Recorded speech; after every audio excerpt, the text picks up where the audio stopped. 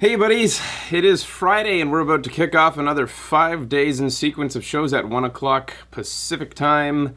We got a whole bunch not so planned. I mean, it's kind of up in the air what we're going to play, but spoilers, I think on Saturday we're going to be playing Getting Back to Ni no Kunai.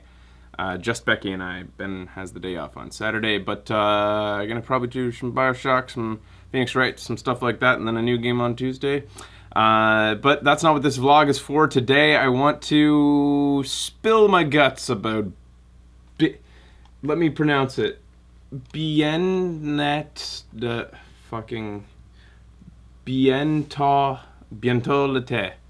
We played this game. I'm also going to include a little bit of dinner date here. We played these games on Valentine's Day because how apropos, because they were about social connections or disconnections, as it were, and I thought that it would make for some good, it would elicit the feelings that many get on Valentine's Day. And, I mean, probably mission accomplished in most respects. But I want to just look at this.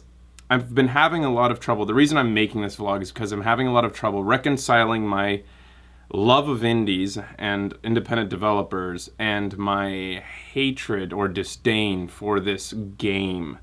Now, I'll probably have to address, first of all, I don't hate art, despite the way that I may project that feeling on the show or the jokes I may make. Art for art's sake, I can allow it. I allow that to exist in my world. I may not like art for art's sakes. I need my art to elicit something that is, elicit something. In the case of something that is high art, I feel like a label often slapped onto something that has no point, or something that was created in an arbitrary manner in which the artist does not know the point, hoping that someone else will find it for them in order to give it some value. It's laziness, in my opinion, but, again, this is not a critique of high art because I have not the wherewithal or the training in order to do that. And that's just one more thing about high art that angers me so much. It has the pretension to expect that you need some sort of, or not to expect, but to insinuate that you need some sort of training or education to get it. Even though, once again, there is rarely anything to get, even in the mind of the artist. This is a diatribe. Let's get down to Bientôt l'été as a game. First of all, it is not a game. It says that it challenges the confines or conventions of a game. Well, I suppose it does. It challenges not only that, but the confines and conventions of what is entertainment. It says that it wants to elicit an experience. Well, it is an experience. That's a term that could be applied to just about anything. That was an experience. I just experienced that. I also experienced giving $10 through the Steam page to something that, I'll admit, it looks interesting. If you go to its Steam page, it looks, if you're going just by screenshots, almost as interesting as Journey, a game that it is often compared to. I'll get to that in a moment. But spending $10 for this game really is a thorn in my side, despite the fact that I see it as, just another business expense. I play it so you don't have to sort of mentality. It is not worth that much money. And again, I'll get to that later on. But on the Steam page, it describes itself as, just let me get to it here. Forgot to keep it up.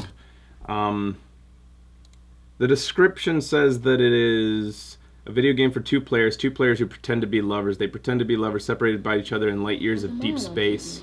They have a video called Attempt Number 5 to describe the game. It admits that it is not easy to describe.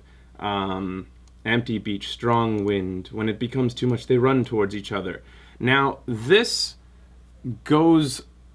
sort of insinuates that there's some sort of story or character development here, which I completely disagree with. I do not feel that this description is completely fair at all. Nothing happens in this game. It is an abstract of what maybe happening is. You walk along a beach, you eventually find your way to a house. In that area, The game attempts feebly in many aspects, at least in exactly half of our tries. No, probably 2/3 of our tries. It was unable to match us up with a second player. If you call them players again, what is a player? What is a game? What is a game? I guess that's the way that you need to talk when you play this. These thoughts aren't really organized. I try not to do this going prepared. I prepared before this by talking to the mods and say, please, counterpoint me on this game and give me an argument for its sake. There wasn't much that they they had to play devil's advocate, the mods, and I suppose because they, having seen that episode, saw no entertainment value in it besides our reactions to it. But let me get back on track. Is it fair the way that it is posted to Steam and the way it's described? I don't think so. I saw the Giant Bomb just did a first look in which they started off with a little letter that it looked like from the developer that said that this game is not for everyone, that it is based on the words of Marguerite somebody. I'm not familiar with her. I'm familiar with Godard and not French, but I'm familiar with Fellini. Having gone to film school, I was put through the rigors of artistic film. Fellini I didn't mind nearly as much as some of the French stuff. French stuff seems to have a very, not as much c'est la vie atmosphere as it is what is the point type of atmosphere, whereas Fellini feels like a dreamscape, which I actually do find to some extent at least a little entertaining, because it's fun to interpret what you think that he may have meant, or interpret what dreams make. That's about as entertaining as that can be. French, on the other hand, French films, never liked them. Maybe that's just like the developer said in that letter. This is not for everyone. If you don't like French film, you probably won't like this. I would say that statement alone probably says that almost nobody will like this. Sorry, French film. I don't hate French people. Once again, as opposed to the sorts of jokes I make on the show, I don't hate the French. It's just I always like to keep a little piece of my grandfather in my head, and because I find him very entertaining, and I love his uber conservative views, and I like to just always have him on my shoulder, so to speak, like the devil, trying to let me spout by proxy some of the things that he might say if he were seeing the things I was seeing. So, that letter from that developer on Giant Bomb, I listened to their first little bit there, and it turns out that it came from the Steam forums, in which the developer has done, I guess, a little bit better job of describing who this game is for. So if you go to the forums for the game, he goes on there to tell people that you probably won't like this. Basically, in so many words, that's what he says to them all. I wish that was on the Steam page. I am just going to it would be a disservice to me to not make this video and tell people, do not buy Bientôt. If you are a viewer of our show, you probably will not like this game. I don't think anybody will like this game. Now, there's a couple other aspects I want to get to. The other thing is the comparison of Journey to this game. They are comparable because they both kind of go at an abstract interaction between two people in a way that needs to be discovered, and it's not handed to you exactly how that's going to play out. And it's sort of with Journey, it's a whimsical sense of discovery and play, whereas with this, it's a confusing sense of pretension and unapproachable art. And that's where one is so enjoyable and such a needed and desired experience by any gamer. I recommend Journey to feel that. It's unfortunate that its experience is probably kind of now muddied by its reputation preceding it now.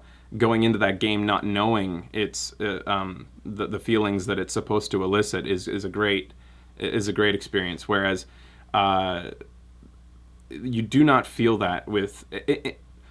Basically, what I'm going to sum this up with is, in a world where Journey exists, Bientôt does not need to, nor should it, ever be compared to, or even become close to being on the same level as Journey. Despite that doesn't prevent IGN from giving it a review of 7 out of 10, which is this is IGN we're talking about. I'm preaching to the choir. To trust their reviews is folly. They gave Journey. What did they give Journey in terms of a review? I can't remember now. It had to be high, right? Let's see. Shit. I'm guessing quite high, but the thing is, even if they gave it a 10 out of 10, 7 comes way too close. This is another discussion, relative terms of reviews and ratings in games. But to give it a 7 out of 10 to me is insanity. And if you read the review, whatever it is that the developer is selling, this guy's buying it. Like, he writes the fucking thing in a way that's like, just to paraphrase some things, like, he says, fittingly, that's pretty much what Bientôt as well. Only the overconsumption of alcohol results in fewer high society dinner party scandals. In short, you can, at any given time, enter what amounts to a space-time shifting Starbucks and play a game, bizarrely existential chess against another human being using phrases you've collected on the beach. He goes on to say stuff like, at one point, my opponent finished an entire cigarette and blew the hot ashes in my face. I returned the favor. That does not happen. You can smoke a cigarette by sacrificing a few turns during that chess game. You don't know. Everything he is here is like he's read a book and this is what he felt in the experience. And that's just, like I said, whatever the developer's selling, this guy's buying it all the way through. It seems like he is just... I don't want to do this because it's like...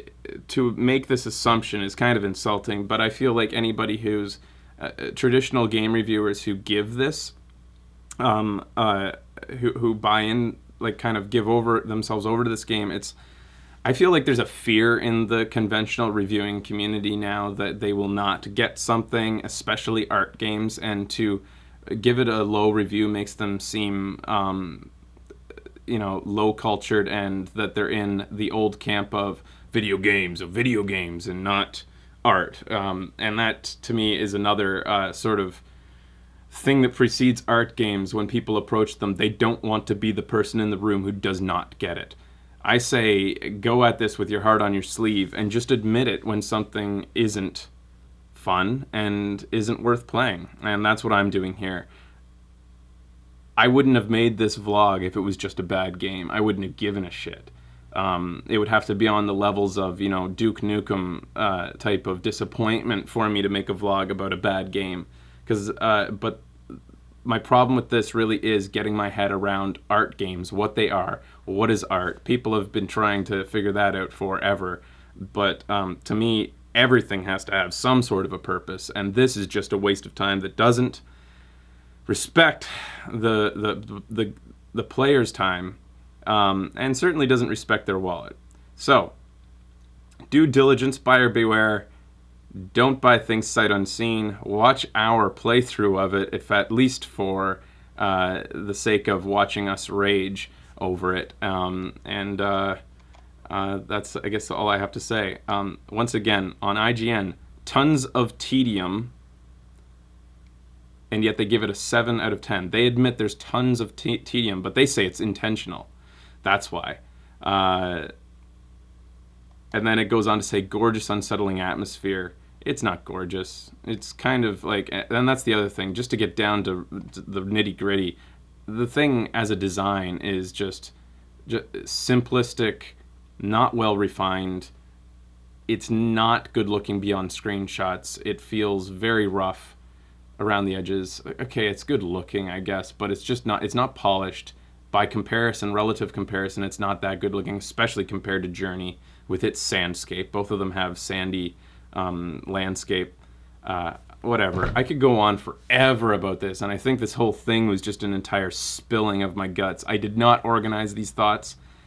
If I had, I could write an essay about this, but I'm not going to give it any more time than it deserves, and already this is too much. So, again, this whole thing was really to reconcile the fact that I hate not liking something that someone put time and effort into, and the person, like the guy himself who made this, admits that it's not for everyone. And I guess my only problem with it is that that's not evident to anybody, any average gamer passerby on Steam who might end up buying it. and being severely disappointed by the experience. And I'm just yeah, that's it. I hate not liking something that an individual made. When I dislike a game that's made by a large number of people, it's okay, because it doesn't mean that I am insulting any one of those people. The entire, they all probably worked in their individual spaces hard on it, and it doesn't say anything to each individual who worked on a large game. But when it's an individual game, I just feel shitty that the idea of meeting them face to face and being like, fucking hated your game, and why did you make it, and why didn't you warn people that it was shit? I would never be able to say that to someone's face, but I can through vlog.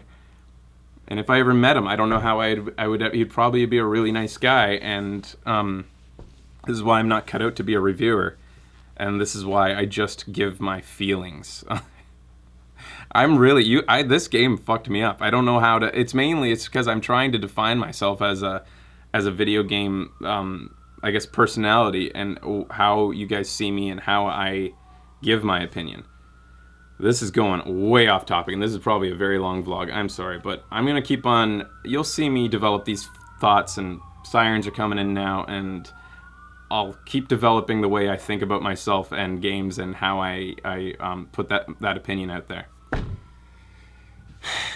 This thing is such a verbal diarrhea. Thanks for watching. Discuss below. I'll see you today as we play real games on the show at 1 o'clock Pacific time. I love you guys.